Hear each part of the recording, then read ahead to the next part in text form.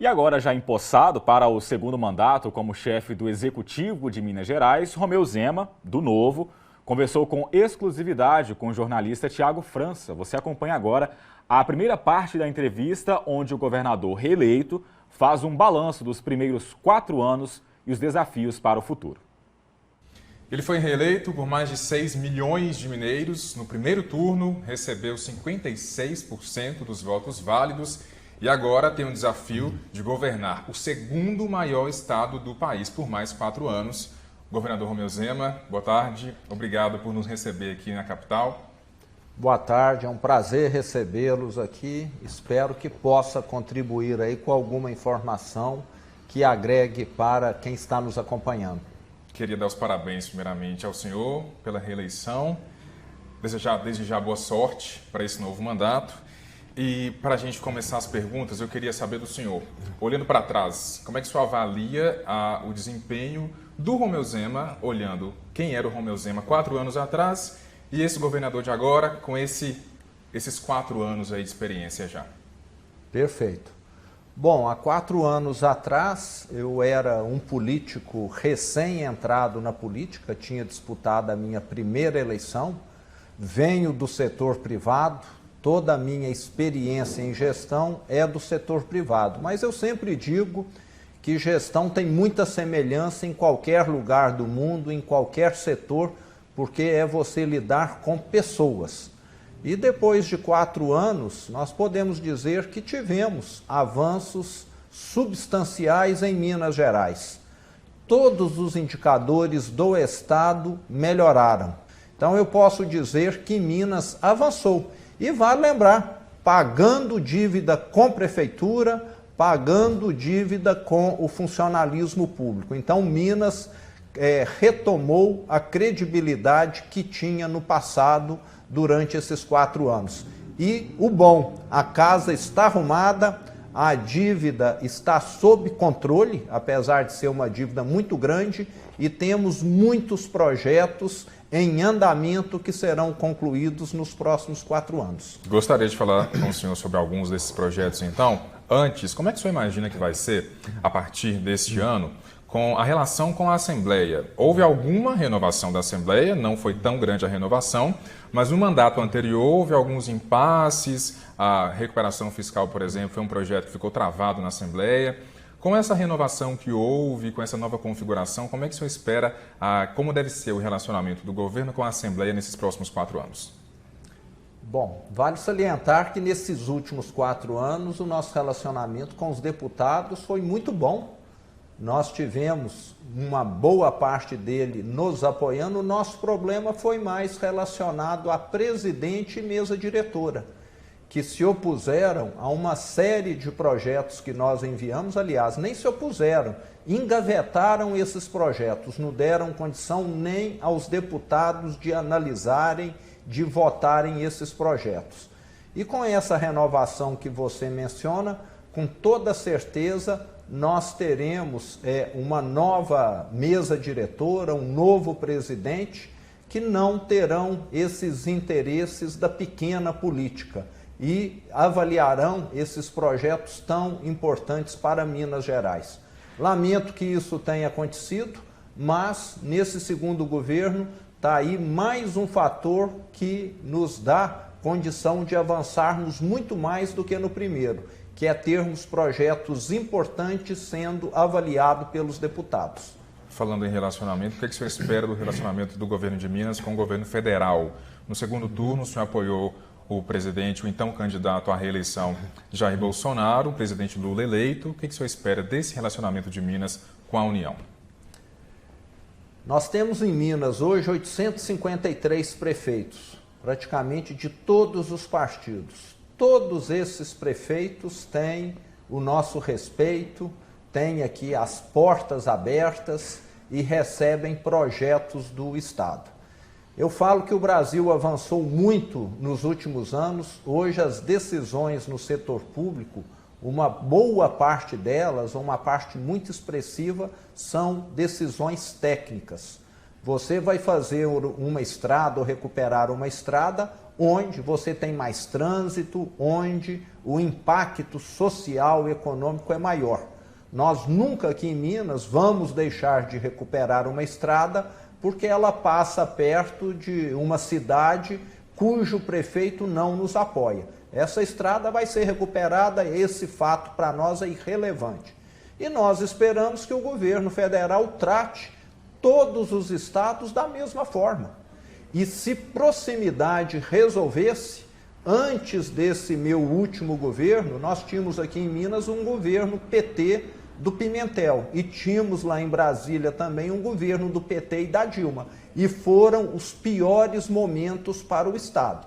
Então fica claro que não é esse alinhamento que faz as coisas acontecerem, e sim você ter uma gestão séria. É igual os mineiros hoje. Eu acho que a grande maioria das cidades tem avançado porque tem bons prefeitos e não porque estão ou não alinhadas com o governo estadual, que trata todas igualmente. Sobre a dívida que o senhor mencionou, são 140 ou mais de 140 bilhões, mas o STF acaba de emitir uma nova liminar permitindo que o governo assine diretamente com a União a negociação, a renegociação dessa dívida, né, que vai começar a ser paga. Como é que o senhor pretende fazer esses novos projetos, ou colocar em prática esses novos projetos, com a dívida, tendo que pagar a dívida desse momento de economia que a gente vive? Bom, o regime de recuperação fiscal é de fundamental importância. Vale lembrar que o Supremo já autorizou a adesão judicial de Minas Gerais a esse regime. Não fosse ele, nesse ano que se inicia de 2023, nós teríamos um desembolso de 10 bilhões de reais. Com o regime de recuperação fiscal, que é um prazo maior para pagar a dívida, nós vamos ter um desembolso de 2 bilhões de reais. E era questão de tempo para que aquelas liminares obtidas lá em 2018 caíssem e que o Estado tivesse de voltar a pagar. Mas é muito melhor e viável, no nosso caso, pagar 2 em vez de 10 bilhões. Então o regime é fundamental. Sem ele, o Estado corria sério risco de voltar a ter seríssimos problemas com pagamentos da folha, de fornecedores, etc. Ainda falando de economia, houve a redução da alíquota, né, do ICMS nesse ano. Essa redução, isso sobre etanol, gasolina, energia e telecomunicações também, essa redução vai continuar em 2023?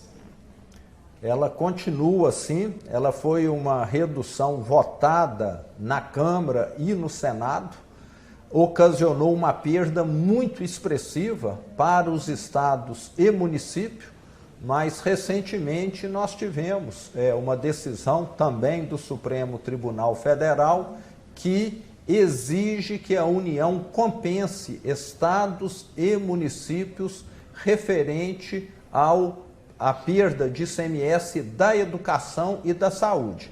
Mas mesmo assim teremos perdas. Vale lembrar que alguns estados estão aumentando a alíquota, mandando esse projeto para a Assembleia Estadual. Em Minas, nós não vamos aumentar a alíquota. Nós vamos aguardar a solução desse problema e vamos estar seguindo a legislação federal. Mesmo que isso cause aqui para nós um arroxo, mas é mais um motivo para o Estado ficar mais eficiente e o consumidor ser o grande beneficiado. É nisso que eu acredito, em menos imposto e não em mais favores e privilégios distribuídos. Sobre privatização, o senhor disse durante a campanha, reforçou durante a campanha, que tem projeto de privatizar CEMIG e Copasa. Isso vai ser uma prioridade nesse novo governo? Sim, a privatização dessas empresas é muito importante até para atender a legislação federal. Se a CEMIG não for privatizada, ela corre o risco de perder 3 grandes usinas geradoras de energia hidroelétrica. E isso vai fazer com que a empresa encolha e perca valor. É isso que é bom para Minas Gerais de forma alguma. E o que nós queremos é que a CEMIG cresça, o Estado continuará tendo participação acionária, não terá mais o controle acionário. mas nós vamos ter uma empresa que vai prestar melhores serviços, que será mais ágil, vai fornecer energia em qualidade melhor, e nós vamos colocar nesse projeto também que é necessário repassar para o consumidor aquilo que for melhorado em eficiência, ou seja, redução na conta de energia. E o mesmo raciocínio vale para a Copasa. Quem está nos acompanhando aqui sabe que a Copasa é uma empresa que deixa a desejar muitas vezes, especialmente em algumas cidades, na prestação de serviço. E com essa mudança, nós vamos conseguir universalizar o fornecimento de água, o tratamento de esgoto, melhorando a saúde da população e também a qualidade de todos os rios de Minas Gerais. Então, são avanços importantíssimos. Sem essa privatização, essa concessão das empresas, pode ser esse o caminho, nós vamos ficar para trás no Brasil. E vale lembrar, isso que está sendo feito aqui em Minas já foi feito há muito tempo em outros estados. Então não é nenhuma novidade. Nessas questões, o Brasil, outros estados, muitas vezes avançaram mais rápido do que Minas Gerais. E nós não podemos ficar para trás. Governador, sobre educação, a gente passou por uma pandemia, aliás, está em uma pandemia, mas passou por momentos críticos da pandemia, que os alunos tiveram que tentar estudar de casa. A gente sabe que teve PET, teve aulas transmitidas pela Rede Minas, só que muitos alunos não tiveram acesso, como outros de cidades um pouco maiores, por exemplo. O que o senhor diria para os pais irresponsáveis por crianças e adolescentes que viram como é que o ensino deles ficou comprometido por conta da pandemia e, às vezes, comparando a rede pública com a rede particular? O que o senhor diria para esses pais irresponsáveis sobre a educação dessas crianças, essa forma do Estado recuperar esse tempo perdido? Realmente, nós tivemos uma perda durante a pandemia, apesar de todo o esforço. Nós criamos o EAD, o ensino à distância, disponibilizamos esse ensino na TV, na internet, ainda fizemos um material didático impresso para aqueles que não tinham essa opção de TV ou de internet, mas sabemos que principalmente nos anos iniciais do ensino fundamental, aquelas crianças que não tiveram a facilidade de ter pais ou alguém da família que tivesse muito presente, acabaram sendo prejudicadas.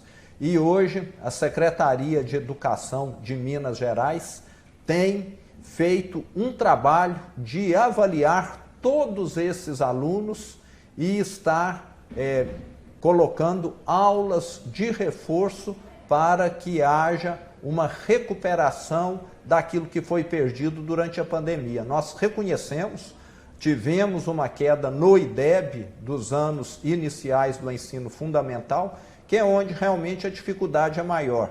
Quando se trata de um adolescente, você tem condição de fazer com que ele próprio tenha essa autonomia. Uma criança menor já é mais difícil. Então, teremos, nesses próximos anos, esse trabalho de aulas de reforço para que todas essas crianças consigam ter um patamar semelhante, principalmente com relação àquelas que não foram afetadas, como você disse, muitas vezes porque tinham alguém da família dando um suporte, uma mãe professora, por exemplo. Sobre geração de emprego e renda, a gente tem as cidades polo, mas também tem muitas cidades do interior, Vale do Jequitinhonha, Vale do Mucuri, que as pessoas acabam sofrendo um pouco para conseguir trabalho. Quais são os projetos ou plano de governo para levar emprego e oportunidade de geração de renda para essas pessoas, que são as regiões, os vales, onde tem as cidades com menor índice de desenvolvimento humano? São várias ações, inclusive o microcrédito para os pequenos e microprodutores rurais, está dentro desse contexto, valorizar aquilo que a cidade possui.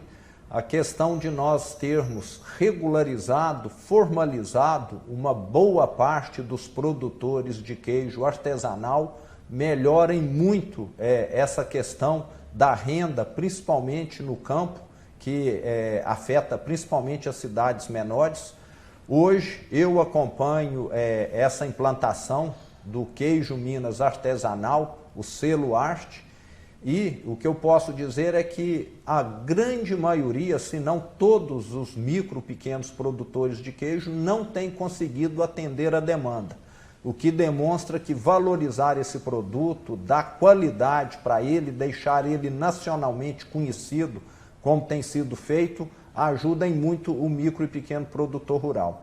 E nós temos hoje Minas Gerais como um estado extremamente atrativo para novos investimentos. Tanto é que nesse meu primeiro governo nós fomos o estado do Brasil que mais atraiu investimentos privados para geração de energia fotovoltaica. E boa parte dessas novas usinas fotovoltaicas foram instaladas na região norte do estado e também em Jequitinhonha, gerando empregos. E muitas já estão em instalação e ainda serão instaladas. Vale lembrar que a melhoria nas rodovias, que eu comentei agora há pouco, é outro fator também que proporciona desenvolvimento. Já escutei de produtor de fruta que ele não consegue vender para regiões mais distantes porque o caminhão, o transporte vai trepidando muito e acaba danificando a produção dele. São várias ações, a atração de investimentos hoje é uma realidade. Nós atraímos para Minas Gerais 9 vezes mais investimentos do que o governo anterior que estava no estado. Isso significou a geração de mais de 620 mil empregos em todas as cidades. É lógico que algumas mais, outras menos, mas Minas tem avançado. Como essas cidades estão na região da Sudene e tem benefício fiscal federal, a chance de uma empresa se instalar acaba aumentando.